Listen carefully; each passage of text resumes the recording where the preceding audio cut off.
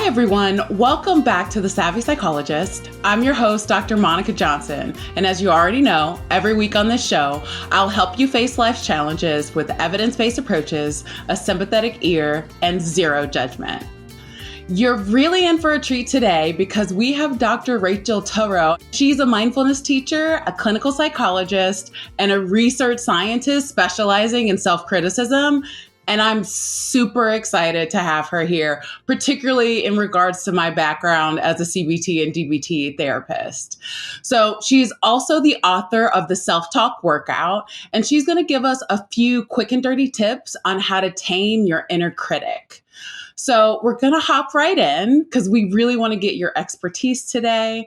And I just wanted to start with just asking you, what is self-talk and why is it important? Thanks so much, Dr. Johnson. Thanks for having me here. My view of self-talk is how you treat yourself inside of your own mind. So it could be with words, and I know there's that word talk, that sort of means it's words, but sometimes it's just if you treat yourself in a friendly way, or if you're kind of and judgmental about yourself all day long, did this wrong, I did that wrong. I think we all have a style for how we relate to ourselves, our thoughts, and our feelings. And we might not have chosen it intentionally, but once it gets going, it affects our mood, our relationships, and just the way we interact with the world. So I think it's great to pay attention to it and also to remember you can change that style. Just because you have one style, you don't have to keep it forever. Absolutely. And so I know in your book, you call it the self-talk workout, and you really talk a lot about self-criticism.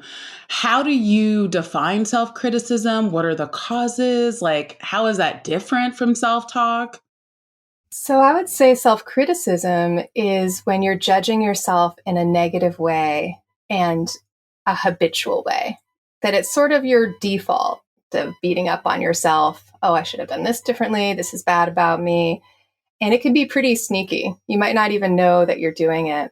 And of course, some people ask, well, isn't self-criticism appropriate sometimes? And absolutely. There might be things about yourself that you do want to improve, or a mistake that you made that you do want to repair. And I think that's great to want to improve yourself or repair mistakes. I think that it's most constructive, though, if it's very specific. Okay, I hurt my friend's feelings. I need to apologize to them and make it right. But the sort of global assessment of yourself as unattractive, unworthy, disappointing, I think that's when we get into more trouble. And it seems like that harsh, consistent self-criticism is strongly linked to more mental health issues like anxiety and depression. And I'm wondering about the language of the self-criticism because, when I see patients, they're not saying, oh, I was mean to my friend. They're usually saying, hey, I'm a jerk. I'm a terrible person. Yeah, absolutely. It gets kind of global. You speak to yourself in this way. You would never treat anybody else, a stranger, even somebody you don't like. You probably wouldn't be so mean to them. It's just kind of the habit. And also in therapy, I was really struck by how many patients were mean to themselves about having any kind of emotion. I shouldn't be anxious. I shouldn't be depressed. This means I'm terrible, that I have this difficult feeling. And so it really motivated me to think, wait a minute, how much is self-criticism affecting all of these different mental health issues? And what if we reduce self-criticism? It seems like from the evidence, then other mental health issues also get better when you reduce the self-criticism. And when you talk about the habit, how does this habit get started? How is it kind of maintained?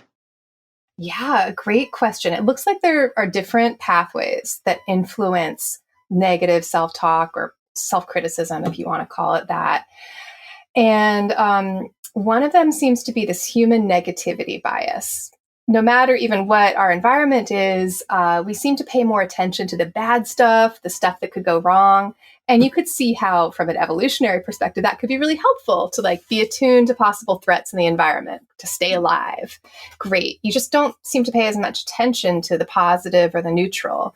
But you can change that. You can consciously try to take in more of the good stuff, the stuff that is going well about you or about the world, not to ignore the stuff that really does need attention, but just to try to balance it out. So there's that negativity bias. And then there's the way we're treated by other people. So sometimes people assume that self-criticism is like something about them that they were born with. Oh, I've always just been a really self-critical person. And I'm like, okay, well, how do people treat you in your life growing up? Were your parents critical towards you or towards themselves? And then most people are like, oh, yeah. So we do sort of absorb that modeling if we're around other people who are mean to themselves, or if we're around people who criticized us a lot or abused or bullied us emotionally. So, for instance, the research shows that experiencing self-criticism happens more in people who've experienced homophobia or racism, sort of others' negative view of them. So it's really easy to kind of absorb that. And then I think that, there's a lot of competition in our culture, right? Athletics, music, beauty pageants. So we kind of are conditioned to like evaluate, how good am I compared to this other person? Do I look okay compared to the most beautiful person ever or the models? And that sense of competition also seems to feed in to self-criticism, this evaluating myself all the time. How well do I measure up to other people? So there's just a lot of pathways that this view of yourself as inadequate, not good enough, not beautiful enough, can be conditioned. We're also conditioned about what emotions are acceptable and not acceptable. And I know, you as a fellow mental health professional, I'm sure you can relate that unfortunately we've created this world where it's like you've got a mental health disorder or you're perfectly fine. And there's no in between. Like being a person is complicated and difficult, and it's normal to have, be jealous or angry or upset when, terrible things happen, or just feel frustrated sometimes, struggle with attention. It's a matter of degree, but just because you're having some sort of difficult experience doesn't mean that you're bad or messed up, or that there's something wrong with you. This is just much of those feelings are normal. It doesn't mean that you won't benefit from seeing a therapist, for instance, or trying out a new way of relating to yourself, but it doesn't make you bad. It doesn't need to be more fodder for self-criticism. Well, and I definitely agree with you. I spend a lot of time talking to people about the concept of like within normal limits. So I'm saying, like, to your point of like, it's not all or none. Like, I try to explain like everyone engages in some level of X. So like, if the question is like, am I, Dr. Johnson, have I ever experienced anxiety? The answer to that question is yes. It's usually within normal limits of that. Like I can look and say, well, this is a normal situation that a person would feel anxiety in. And while the anxiety is uncomfortable for me, it's within normal limits. And so I think that once people understand that sometimes I feel like that helps with even things like self-criticism, is when you kind of have that understanding of like, we all kind of fall on, for us as psychologists, we would say bell curve of like, experiences, but not everybody realizes that. And when you talk about in terms of society and competition and kind of these extremes that we can push ourselves into, you can see how that also increases the conditions for there to be increased self-criticism. In terms of like beauty, for instance, if I'm only seeing certain types of like beauty on a day-to-day basis, and that's what I'm using as my marker for things, that's only one type. There's a million different types, but that's going to push me into an extreme of thinking that there's only one way to be beautiful. And then me not matching up to that might lead to more self-criticism. Yeah, I completely agree. There are so many kind of factors in our culture that get inside our minds, and they're not necessarily healthy habits. I also want to, to reflect that if you do exceed the normal limits of a difficult feeling, like you're terribly depressed, then I still think that you can be kind to yourself about it. Like, oh, this is really intense. Better get some help with this. Not, oh, this is really intense and therefore I'm awful and terrible. Oh, absolutely. There's a quote that I love, and I can't remember exactly who says it. I think it was a football coach or something. To be clear, I don't get all of my quotes from football coaches. It's just this particular one. The quote is something like, "The problem is not that there are problems, but that thinking that having a problem is a problem." I love it. That's great. I relate to that a lot. And I talk to patients about that all the time is that, like, we all have our unique set of problems. And if we can radically accept that and have compassion for ourselves, then what we will discover is that these problems do not impede our ability to seek happiness. I love that. Absolutely. What a great attitude. So, in addition to some of the things we've already been talking about, are there any like unique consequences to self criticism that we should be aware of?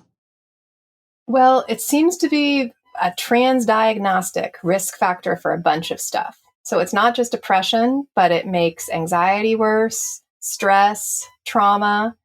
Self criticism is linked to higher levels of suicidal behavior, eating disorders, substance use, and you can kind of get into a bad cycle with it. Like, okay, I have this problem, so I'm bad. And then to escape that feeling, you need to do something destructive. So I think that it's just really tough to change a mindset. I think the idea is out there. Sometimes people want to be nicer to themselves, but how do you do it? And I don't think it's just an epiphany. Like, oh, yeah, I am really mean to myself because of all this messed up stuff from our culture, which can be totally true. But then how do I change the way I've been thinking for years or decades? That can seem really daunting. And so it is really daunting. And this is why we're so excited to have you here. Can you give us a few concrete strategies for managing self criticism? Right. So I was really interested in this question and I kind of did a deep dive into the research. Some of the most well established ways take a little bit longer. That's doing mindfulness meditation or loving kindness meditation. And you can read about those a little bit more in the book if you like. But in terms of getting started, like appetizers or stretches, there are two that I think are really neat techniques. The first one is called Spot the Success. This is an exercise where you would write down 10 things that you've done today that had some benefit for you, someone else, or the world, and there's no item too small. So if you texted your friend, that could go on the list. You took a vitamin, that could go on the list. Got out of bed, got dressed. You come up with 10 things and you're not evaluating how well did I do today? Did I do these things well? You're just acknowledging that I had successes today. These are actual actions that occurred. And I was going to say, like, that makes a lot of sense based off of something that you said earlier, where you talked about that the brain has a habit of notating negative experiences over positive experiences. And you've also talked about this habit, right? And so it makes sense that we would then want to train ourselves and train our brains to notate the positive things or the little wins that we get throughout a day. Absolutely. And it can seem silly at first. Like people kind of struggle to give themselves credit for something they view as basic. But the idea is that we do a lot of this basic stuff and it doesn't register. Whereas knowing what we haven't accomplished, that's like really overwhelming. And people who write to do lists often say, okay, crossing it off, that feels really good. That's my favorite part. So this exercise of Spot the Success is like a done list instead of a to do list. Students in my classes at Seattle University often say it feels silly at first, but that they find this exercise really motivating. Like, because you're changing how you view yourself. You're viewing yourself as somebody who does get things done and who is an active person. So once you're in that zone, it's kind of easier to do more. And people feel better about themselves and what they've done. So it's a really neat, relatively easy exercise. Well, and I'm wondering, and this is just out of my own curiosity, something that I say to patients a lot is I'm just full of quotes today. So I kind of say like, what's good for the goose is good for the gander. And kind of the way that I conceptualize that is if I were going to beat myself up over something, why wouldn't I just give myself a pat on the back for the same thing? So even in what you said about like these basic things, I know people who beat themselves up over quote unquote basic things. And so, like, if you are willing to do that, why wouldn't you be willing to give yourself a pat on the back for those same types of basic things? Absolutely. I mean, it's reinforcement. If you want more of a behavior, you try to be kind about it. Unfortunately, there's this idea out there that self-criticism is motivating, like a harsh drill sergeant who gets results. But actually, the research demonstrates that self-encouragement and self-compassion are linked to more motivation and less procrastination. So we've got the wrong idea about the benefit of self-criticism. It's not as motivating as we think.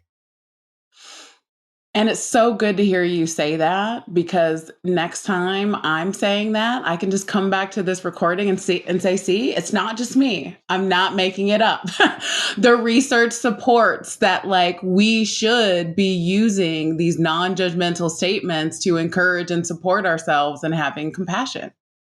Absolutely, because the constant judgment and depression, the sort of depressive rumination, are really bad for your mental health and well-being. And like if you have a big task, you have to do, it can be great to break it down into smaller chunks because it feels a lot better to say, I finished 3 things today than, oh, I still didn't finish the project. So like cleaning 3 drawers instead of, oh, I didn't clean out my whole dresser.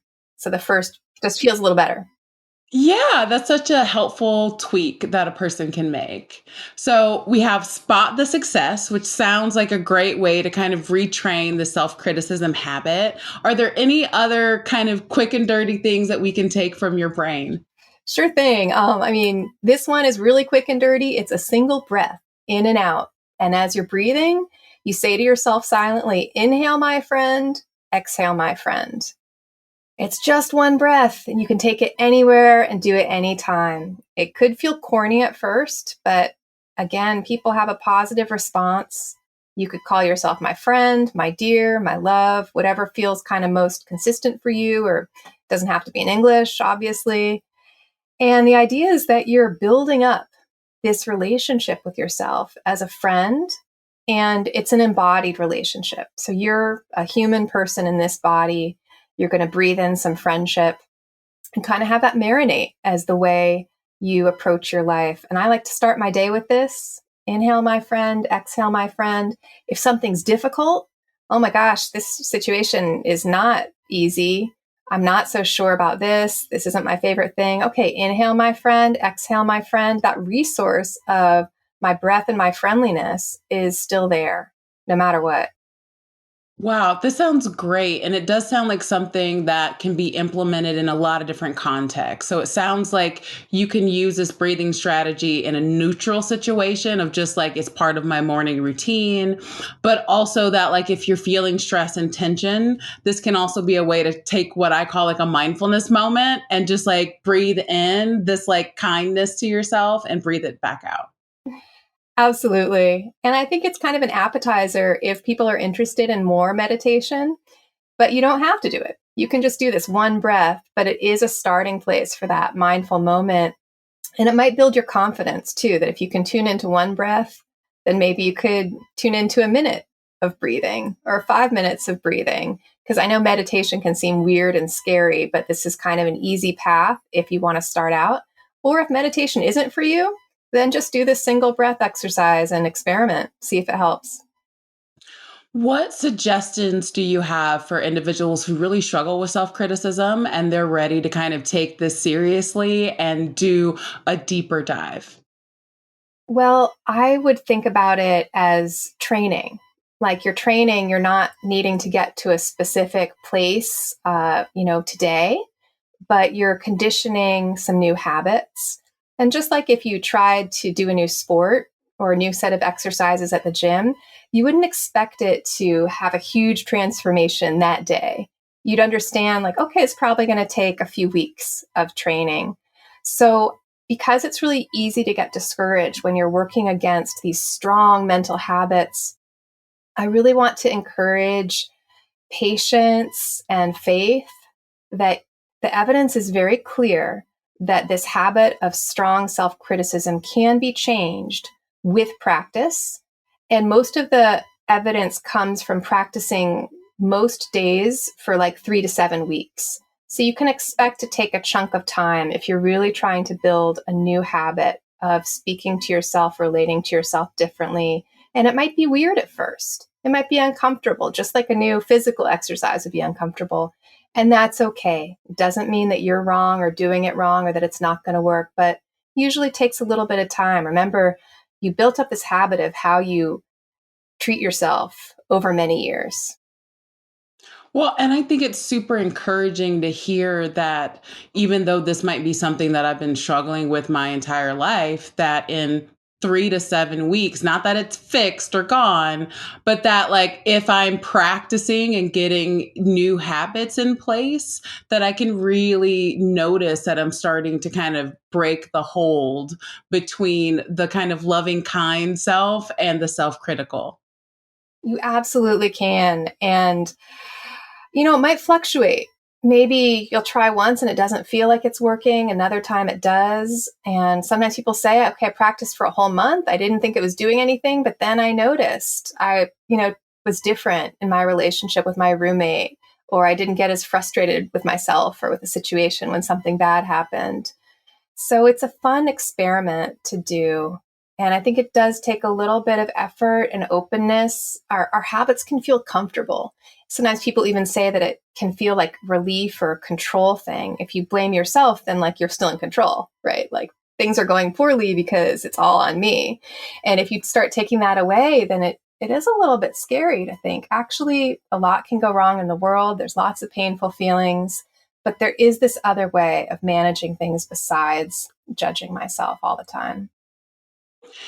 If someone wanted to purchase your book, what's the easiest way to go about doing that? Well, I think 2 ways are quite easy. You could do it on Amazon.com, no problem. You can also get it directly from my publisher, Shambhala or Penguin, and it's available at many other places as well. Thank you so much for giving us all of this information. It's been a delight to talk to you today, and I'm confident all of the listeners are going to learn something about self-criticism after this conversation. Thank you so much, Dr. Johnson. It's a joy to speak with you as well. The Savvy Psychologist is a quick and dirty tips podcast. It's audio engineered by Steve Rickyberg with script editing by Adam Cecil. Our podcast and advertising operations specialist is Morgan Christensen. Our digital operations specialist is Holly Hutchings. Our marketing and publicity associate is Davina Tomlin. And our intern is Cameron Lacey. Follow Savvy Psychologist on Apple Podcasts, Spotify, or wherever you listen to podcasts. That's all for this episode of Savvy Psychologist. Thanks for listening. I'll see you next week.